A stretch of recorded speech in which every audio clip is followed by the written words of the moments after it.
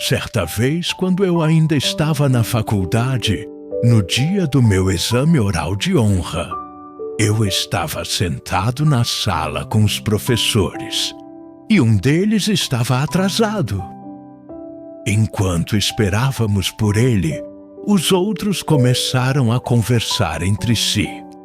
Um deles, o que lecionava História Intelectual Europeia Moderna, contou sobre uma aluna que havia acabado de entrar em seu escritório. Ela queria discutir Goethe. Então, ele falou sobre a interpretação marxista de Goethe e a interpretação freudiana de Goethe. Mas ela lhe disse: "Eu não quero essas interpretações.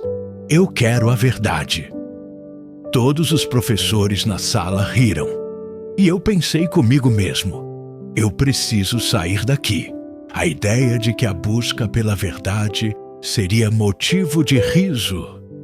E isso foi antes mesmo de o pós-modernismo dominar as universidades. Muitos de nós recebemos uma educação que coloca em dúvida todo o conceito de verdade objetiva. Ela nos ensina a ver as verdades apenas como tentativas de algumas pessoas influenciarem outras para colocá-las sob seu poder, seja político, seja intelectual. Quando você é educado dessa forma, tudo passa a ser questionado. E isso não acontece apenas na academia moderna. Você pode observar esse fenômeno em ambientes acadêmicos de diferentes partes do mundo e em vários períodos da história, à medida que as pessoas se tornam cada vez mais céticas quanto à ideia de que realmente estão aprendendo algo de valor objetivo.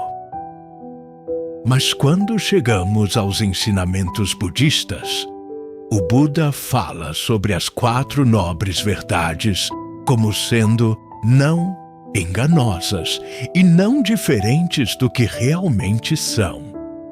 Ele está basicamente dizendo que essas são verdades objetivas. O Buda não tinha muito apreço pela ideia de verdade, entre aspas. Você pode perguntar: como ele sabe que elas são objetivas? Basta observar sua análise sobre o surgimento dependente, Paticca Samuppada. Ele mostra por que temos essa dúvida sobre a verdade objetiva. Pensamos que as informações que recebemos através dos sentidos são as mais confiáveis. Mas antes mesmo do contato sensorial, há todo tipo de atividade acontecendo na mente. Intenções, atos de atenção, escolhendo no que focar e no que não focar. Percepções. Tudo isso molda o que veremos, ouviremos, degustaremos, tocaremos ou cheiraremos antes mesmo de acontecer. Portanto, não é de se estranhar que fiquemos céticos quando nos tornamos conscientes desses fatores e percebemos como eles moldam até mesmo as coisas mais básicas, como enxergamos um objeto, como ouvimos um som. Então começamos a nos perguntar: será que existe alguma verdade realmente objetiva? Mas o Buda afirmou que há uma nobre verdade que é a mais nobre de todas, a verdade do Nibbana. Ela está fora do surgimento dependente, algo totalmente não condicionado a Sankata. Os processos do surgimento dependente são fabricados, compostos, condicionados. Eles são montados com um propósito, muitas vezes um propósito ignorante. Mas existe essa outra possibilidade? Um estado em que você sai completamente dos processos da mente para algo fora do espaço, fora do tempo, fora de qualquer finalidade. Isso oferece uma perspectiva totalmente diferente.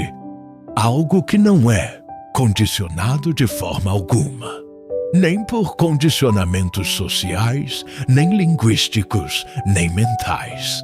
Nesse estado, não há percepções, não há formações mentais, não há sensações, não há consciência sensorial, nem mesmo consciência do corpo. Como disse o Buda, esse é o ápice da felicidade. E é, ainda assim, um estado de saber, embora não envolva os 6 sentidos. O Buda disse que essa consciência não é experimentada através dos 6 sentidos. É algo além, algo fora. A imagem que ele oferece é a de um raio de luz. Normalmente, por exemplo, quando o sol nasce, pela manhã, e um raio de luz atravessa uma janela na parede leste de uma casa, ele pousa na parede oeste. Se você remover a parede oeste, ele pousará no chão. E então, o Buda perguntou aos monges: se não houver chão, o que acontece? Naquela época, acreditava-se que havia água sob a terra, sustentando o solo. Assim, o raio pousaria sobre a água. E se não houver água, o raio não pousa em lugar nenhum. Pense nisso por um momento. Um raio de luz que não pousa. Como ele não reflete em nada, você não o vê. Pense no espaço sideral. Ele nos parece escuro, mas há luz fluindo em todas as direções. Só vemos a luz quando ela reflete em algo. Da mesma forma, há essa consciência que não se envolve com os sentidos, e ela é totalmente não fabricada. A questão é, como você sabe disso? É aqui que o caminho Magga entra em cena. Todas as 4 nobres verdades, disse o Buda, são verdadeiras e não de outro modo do que aparentam ser. A terceira verdade nos diz que existe a possibilidade da cessação do sofrimento. Mas, para chegar lá, precisamos fabricar um caminho. E é ao fabricar o caminho que nos tornamos cada vez mais sensíveis a como a mente fabrica as coisas, mesmo em algo aparentemente simples, como a prática da virtude. Sei lá. Algumas pessoas tratam a virtude como uma parte opcional da prática, achando que a verdadeira prática está nas técnicas de meditação. Mas o Buda nunca ensinou assim. Ele ensinou que a virtude é uma parte essencial do caminho, porque é através da prática da virtude, quando você assume determinados preceitos e se esforça para cumpri-los, que começa a aprender sobre a própria mente. O princípio básico dos preceitos é que você só pode quebrá-los se o fizer intencionalmente. Portanto, os preceitos chamam a atenção para as suas intenções, que são uma das maneiras pelas quais fabricamos nossa experiência. Você também aprende quais tipos de intenções são hábeis e quais não são. E você pode ver como elas têm um impacto na sua vida. À medida que começa a manter os preceitos, sua vida vai mudar. O mundo ao seu redor vai mudar. Isso o torna mais sensível a um dos fatores que vem antes do contato sensorial: a intenção. Ainda mais quando você coloca a mente em concentração. Como dissemos hoje, as técnicas que parecem trazer os melhores resultados são aquelas que o tornam muito sensível ao processo de fabricação, como focar na respiração. As instruções do Buda tratam do que ele chama de fabricação corporal, a respiração que entra e sai, e depois das fabricações mentais, que são as percepções que você usa ao tentar acalmar a mente, as imagens mentais, as palavras, que usa palavras individuais para se direcionar. Por exemplo, você pode ter uma imagem de como o ar pode fluir para dentro do corpo. Digamos que haja uma dor nas costas. Você quer que o ar flua através da dor de cima para baixo, ou de baixo para cima, ou quer que ele vá diretamente para o ponto da dor, sem envolver outras partes do corpo. Isso é uma questão de percepção. Como dizem as instruções sobre a meditação na respiração, você tenta se tornar mais sensível a esses tipos de fabricações mentais, percepções e sensações. E claro, as instruções sobre como falar consigo mesmo enquanto orienta a meditação na respiração dizem: respeito à fabricação verbal. Você escolhe um tema e faz comentários sobre ele.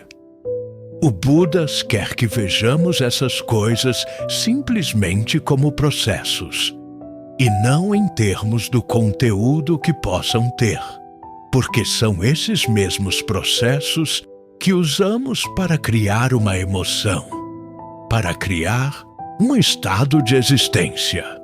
A emoção tem um significado, tem um conteúdo, mas aqui estamos tentando nos afastar do conteúdo e focar apenas nos processos em si, para que você se torne mais sensível à maneira como faz as coisas. E também mais sensível à forma como pode se retirar de algo que fabricou e perceber: eu não preciso fabricar isso dessa maneira. Temos momentos de humor em que falamos conosco mesmos e geralmente é a mesma coisa repetida vezes e vezes sem conta. Mas você não precisa falar consigo mesmo dessas maneiras. Não consegue imaginar algo diferente? Então, você começa a observar essas conversas internas simplesmente como pensamentos direcionados e atos de avaliação. Isso afasta do conteúdo dos seus pensamentos, do conteúdo do seu diálogo interno, ou monólogo, ou o que for, para ver os processos apenas como processos. A meditação na respiração é realmente boa para isso. A contemplação do corpo também é muito útil, porque exige que você mantenha uma imagem mental do corpo na mente. Isso é uma percepção. Você começa a fazer perguntas sobre ela. Isso é uma fabricação verbal. Alguns ajahns recomendam que, quando você estiver se concentrando em um determinado órgão do corpo, digamos que esteja pensando no fígado, observe como ele se sente na área do corpo onde o fígado provavelmente está localizado. Mais uma vez, você está se envolvendo com os diferentes tipos de fabricação, mas, em particular, vai se interessar pelos atos de percepção, porque é através da percepção que decidimos se o corpo é atraente ou não. Você começa a perceber o quão rapidamente pode alternar de uma visão para outra. Isso levanta a questão: por que você faz isso? Isso faz com que você preste mais atenção às suas intenções. O que você quer? Com muita frequência, pensamos que o desejo surge porque alguém atraente passa por perto.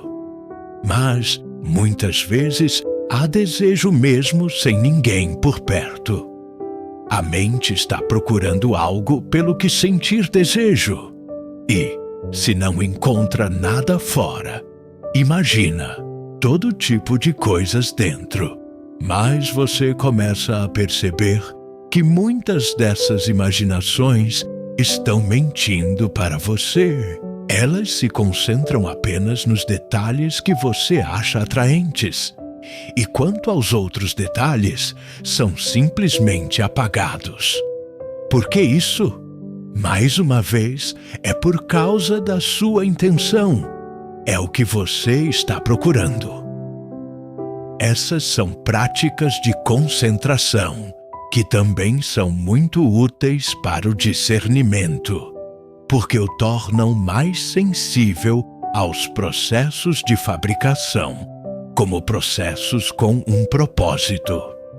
E é disso que trata o discernimento. Ver essas coisas como processos e depois julgá-las. Elas realmente valem a pena? Seus propósitos são bons? Como surgem? Como desaparecem? Qual é o seu atrativo? Quais são suas desvantagens? Mais uma vez, você as observa como processos, distanciando-se delas. Idealmente, você chega ao ponto em que desenvolve algum desinteresse por eles, porque é a paixão que impulsiona os processos de fabricação. É por isso que o venerável Sariputta, quando lhe perguntaram como explicaria os ensinamentos budistas a pessoas que nunca os tinham encontrado antes, começou com a frase: "O nosso mestre ensina o fim do desejo e da paixão." Ele não fala sobre uma visão do mundo, algo que era muito típico dos ensinamentos daquela época. Ele fala sobre uma ação e um julgamento de valor que surgem de ver estas coisas como processos. Quando ficas realmente familiarizado com esses processos, então, quando surge uma abertura resultante do desenvolvimento de um forte sentido de desapego, viraja em relação a eles, quando já não queres continuar com os teus velhos processos e também não queres criar novos, quando realmente chegas ao teu limite, algo se abre, algo não fabricado, a sankata, e tu o reconheces como não fabricado porque não está no espaço nem no tempo. Não existe por causa de nada.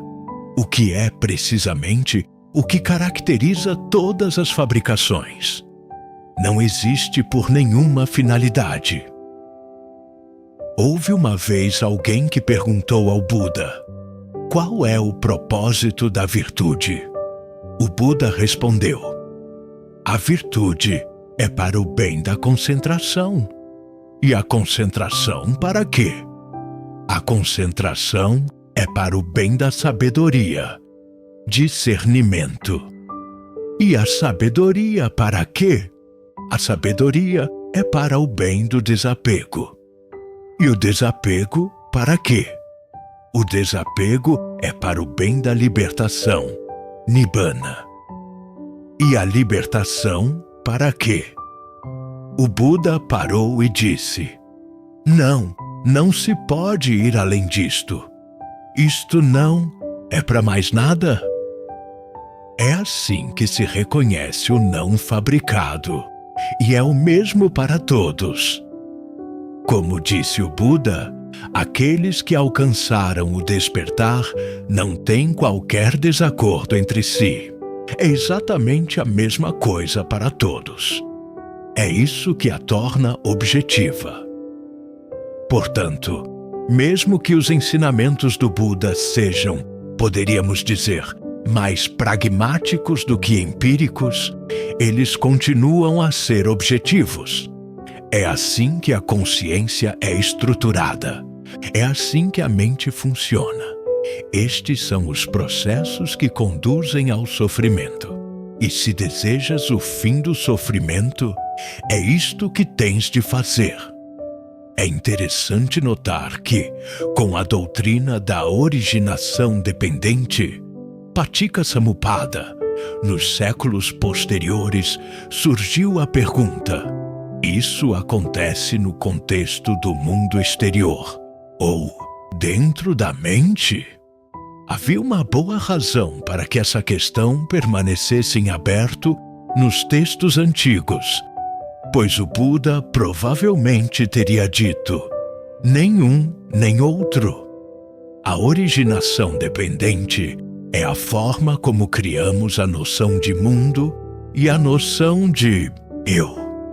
Em vez de estar dentro de ti ou dentro do mundo, a originação dependente contém a ti e ao mundo.